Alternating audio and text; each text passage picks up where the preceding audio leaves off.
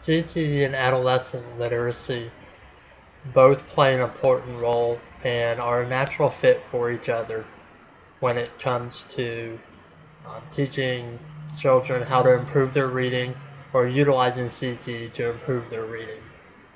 So my research was based on developing or finding strategies that are actually working and showing some strategies that have worked in order to develop literacy through CTE or career and technical education programs. Some of the methodology that I used was some research articles that I found, some national publications that have listed some schools, and my own personal observations through internships as well as observing other teachers. So a big question that I saw that was very interesting was what percent of 12th graders are considered proficient in reading and can demonstrate overall understanding of text, make inferences, and draw conclusions? The answer, 35%.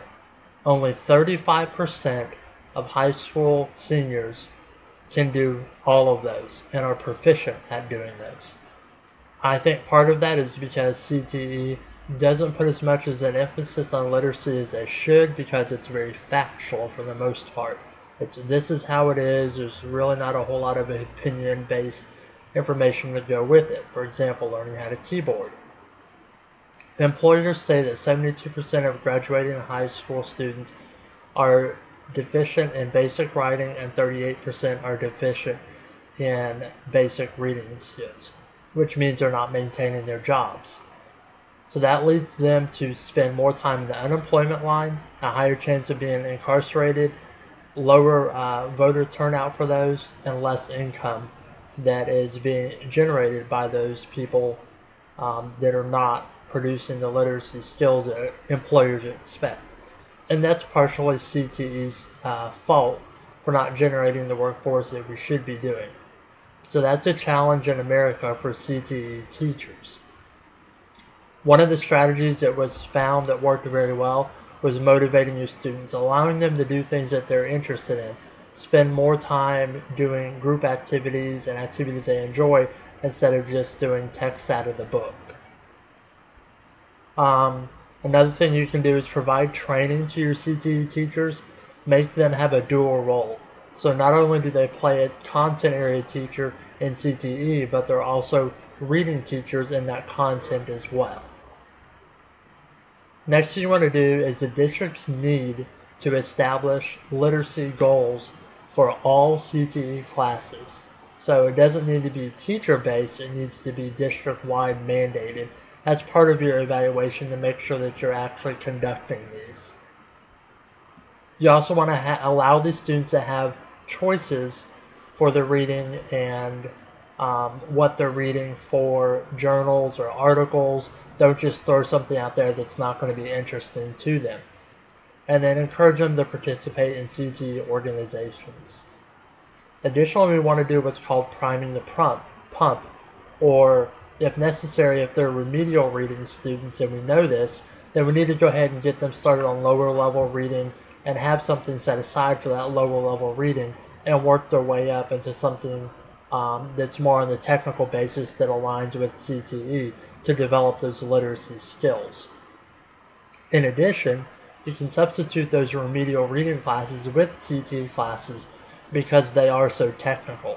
Because CTE classes tend to be so technical, then it's going to develop their reading, their writing, their communication skills much more quickly potentially than just a standard remedial reading.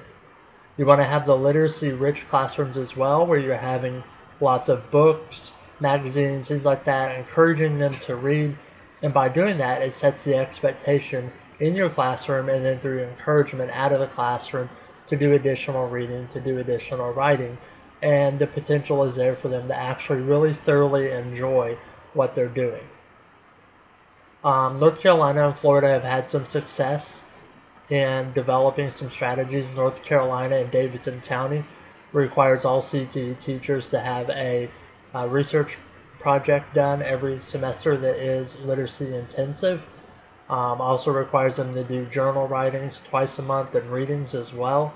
And then within that, you can actually incorporate collaboration, which is going to get those students involved, interacting with each other, developing leadership skills, communication skills, things like that. Skills that are important to the workforce, which is part of CTE's job. So overall, what you really ultimately want to start off doing is we need to mandate those CTE goals first for literacy, and then you can encourage the students to read through engaging them in the classroom and motivating them in the classroom by letting them have a say in what they do and choosing things that they enjoy to do. By doing that, we should see literacy increase in the CTE program areas.